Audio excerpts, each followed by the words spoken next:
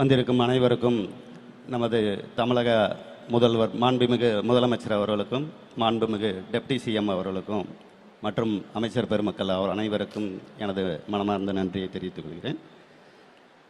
இது என்னோட பொண்ணு ஜெர்லின் அனிகா.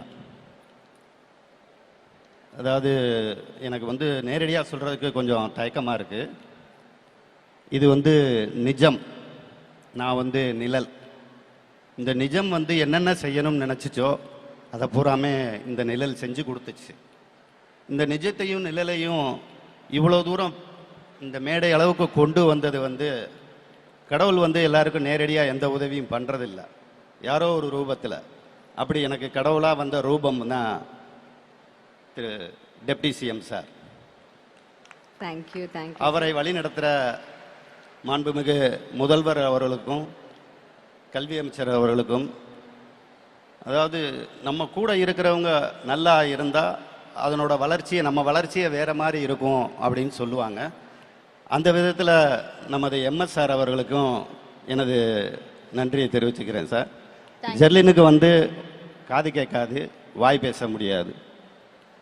அப்படி ஒரு சூழ்நிலையில் இருந்த பட்சத்தில் அவளை என்ன செய்கிறதுன்னு எனக்கு தெரியல.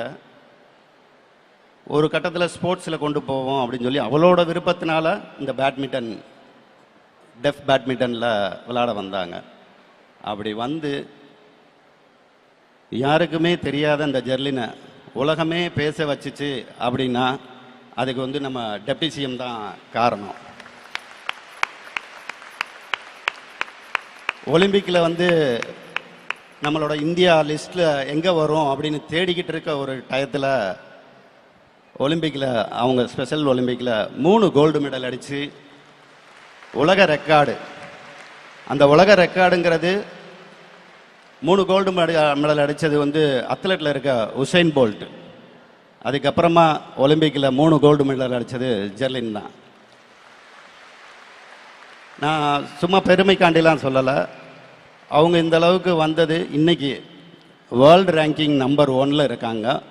இந்த இதை அனைத்தையும் என் மகளுக்கு செஞ்சு கொடுத்தது, கூட இருந்து உறுதியாக நீங்கள் பண்ணுங்கள் நாங்கள் இருக்கோம் அப்படின்னு சொன்ன தமிழக அரசுக்கும் நமது டெப்டி சிஎம் சார் அவருக்கும், அதே மாதிரி இன்னொரு இன்னைக்கு டைட்டில் கல்வியில் சிறந்த தமிழ்நாடு.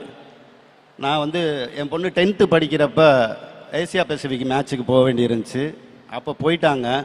ஸோ அந்த டயத்தில் பப்ளிக் எக்ஸாம் எழுத முடியல. 10th போயிட்டு அந்த மெடலோடு போய் நாங்கள் அன்பில் சாரை பார்த்தோம், எஜுகேஷனல் மினிஸ்டரை. இந்த மாதிரி எங்களால் எக்ஸாம் எழுத முடியல சார், அவள் படிப்பு கெட்டு போயிடும் போல தெரியுது அப்படின்னு சொன்னப்போ அவர் தைரியமாக எனக்கு ஒரு வார்த்தை சொன்னார்.